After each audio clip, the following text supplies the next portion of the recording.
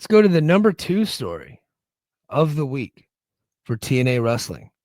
Moose debuts on WWE's NXT. Here's the report. The TNA WWE partnership took a massive leap forward this week when TNA X Division champion Moose made a jaw-dropping debut on the February 18th episode of WWE NXT.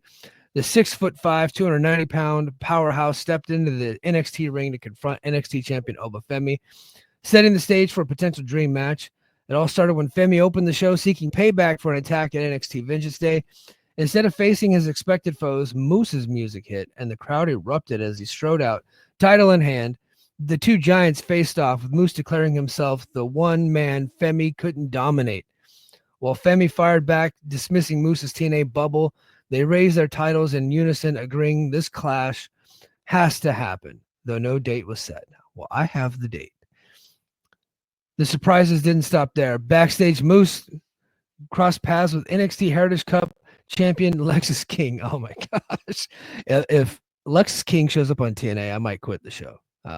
Thankfully, I read the spoilers. He had not come, at least in the next month. He's not coming. Who griped about TNA stars not risking their belts. Moose responded by putting his X Division championship on the line against King for the February 25th NXT episode in Cincinnati, King's hometown, promising to destroy him. Moose, a former NFL player turned wrestling standout with 2 TNA World Championship reigns under his belt, brings serious credibility to this crossover. His debut follows other TNA stars like Joe Hendry and Jordan Grace appearing on NXT, but this feels different. 2 Nigerian-born, athletically gifted champions with parallel paths from sports to wrestling. Social media buzzed with excitement, though some noted NXT crowd's lukewarm reaction, suggesting Moose might need time to win them over. Actually, I don't agree with this report. That crowd was not lukewarm. This debut is a game changer, and we're counting down to see him wrestle on NXT next week. So that was probably the biggest news coming out of NXT. And I will go ahead and give a spoiler. I don't think this doesn't. What I'm about to tell you is not like a true spoiler.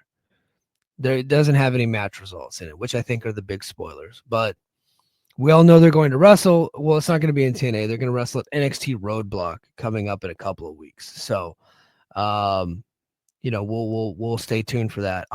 That might be because Moose is going to be on it, and probably the Hardies. I don't know, probably. But I want to see Moose versus Oba Femi. I'm interested to see how this plays out because there's a political game you have to play. How are they going to get? I don't think they want to do a double DQ. And they're not going to beat Oba. Oba's going to have to beat Moose, but Moose is typically a protected guy in TNA. Even when he wrestled Kenny Omega for the TNA championship and Omega beat him, it was because Moose or the Young Bucks came out and interfered and screwed Moose out of the title. So they even protected him in a loss, right? So I'm going to be interested to see how they protect Moose in this because I think Oba Femi wins, but I don't think that he's going to win clean because that just doesn't happen with Moose, especially whenever they're doing these crossovers. Because Moose is like, of all the guys in TNA, like Moose typically is the most protected. If you're, he's really putting somebody over for him to be beat clean, for real. So, and I know that he looks like he's going to be defending. I don't know how this is going to be weird. And I'll get to this in the spoiler section, but I think he's going to be defending the X Division Championship at Sacrifice too.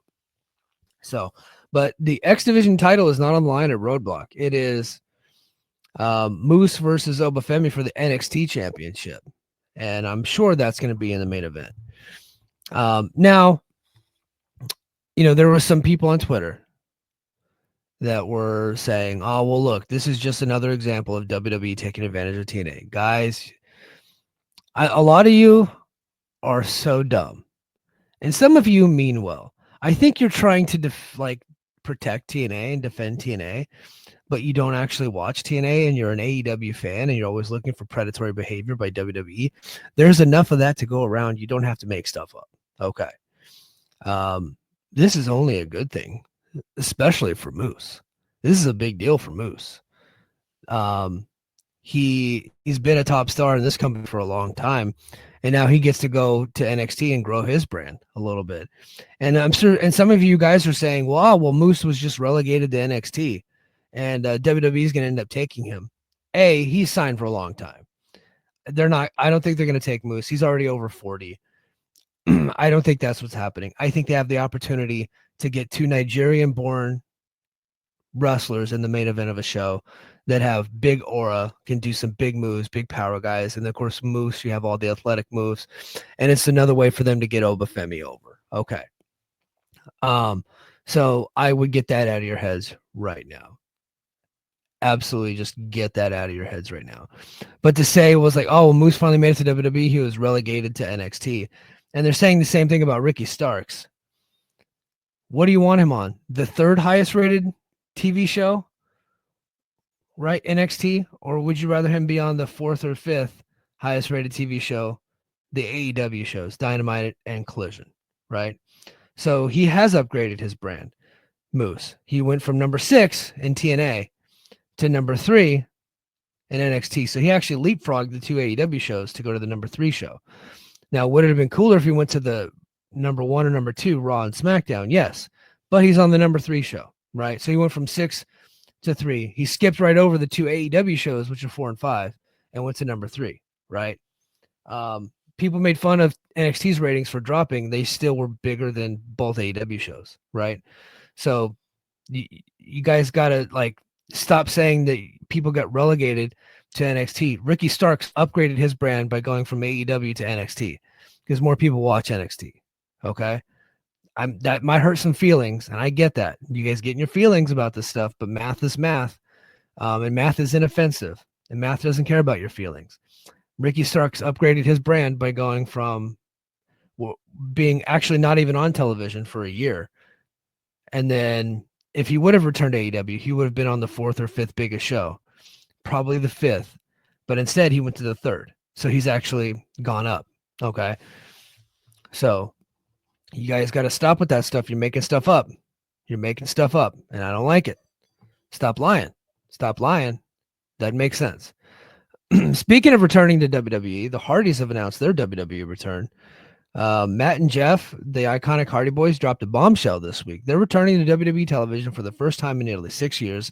Set to wrestle on the February 25th episode of NXT, the announcement came after the No Quarter Cash Cruise, Tavion Heights and Miles Bourne, alongside NXT Tag Team Champions Fraxium, called out the Hardys, the current TNA World Tag Team Champions. During the February 18 NXT episode, the challenge caught fire when Matt responded with a video on X that same day, accepting the bout and promising a Hardy party in Cincinnati. Jeff chimed in, hyping their 2025 relevance, while Matt told Fraxium to watch them dismantle the No Quarter Cash crew from the front row. WWE's Triple H amplified the hype on February 19, praising the Hardys' 25-year legacy and welcoming them back into a WWE ring. The match was confirmed later that night, a title defense of their TNA belts against No Quarter Cash Crew. On his Extreme Life podcast on February 21st, Matt revealed that this was a last-minute deal finalized just before NXT promo aired, crediting the TNA NXT partnership success for opening the door. He also hinted at Jeff's redemption arc after his 2021 exit. He's had a lot of redemption arcs. That boy has been fired a lot of times, like him and Marty Jannetty probably hold the record, suggesting this could mend the fences.